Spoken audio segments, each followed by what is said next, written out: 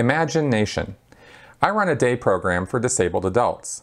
I'm curious as to how the cult feels, discusses, or treats the disabled. I haven't seen anything about it on Leah's show. Generally speaking, in Scientology organizations, disabled people are not given the boot or given short shrift if they have money. Remember that Scientology is a money-making scam first, and everything else is window dressing. There are policies about if somebody has neurological damage or is physically incapable of being audited or being trained for some reason, then no, Scientology is not going to be super keenly interested in dealing with that because they don't have facilities for it really. They don't have people who are trained in dealing with, you know, like severely mentally handicapped people or something like that. But when it comes to just people who are in wheelchairs or have physical disabilities, they'll service those people the same way they'll service anybody else. In fact, I saw in Twin Cities in my last mission there was a woman who came in who was unable to walk, was in a wheelchair, motorized wheelchair, and she was getting auditing, and she was getting a ton of auditing, and she was paying for it. She was getting a lot of objective processing, which I've described in other videos. So there was a lot of touching and feeling things and stuff like that.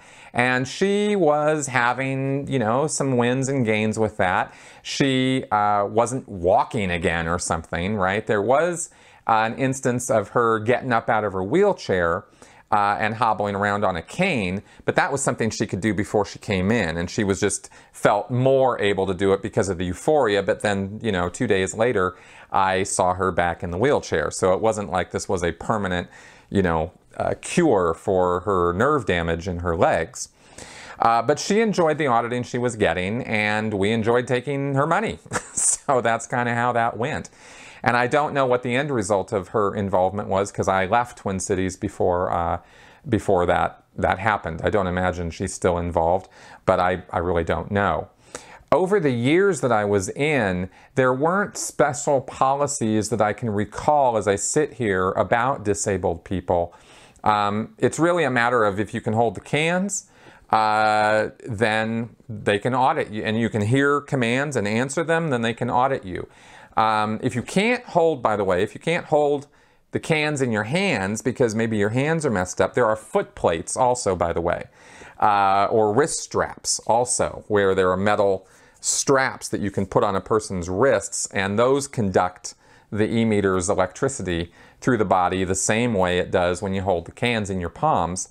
And you get the same, you get different, slightly different, you know, sensitivities and settings on the e-meter in order to make it work, but you still get similar reactions on the meter because the meter, you know, works the way that it works. It's registering stuff with the body. So anyway, that's pretty much everything I can say about disabled people. Not a big thing, right? Did not really ever see disabled people joining the Sea Org. That never happened.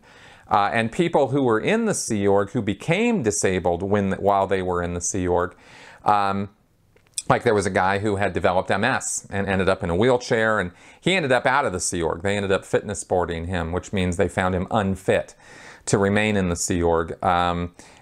Tom something, his name was Aramento, yeah.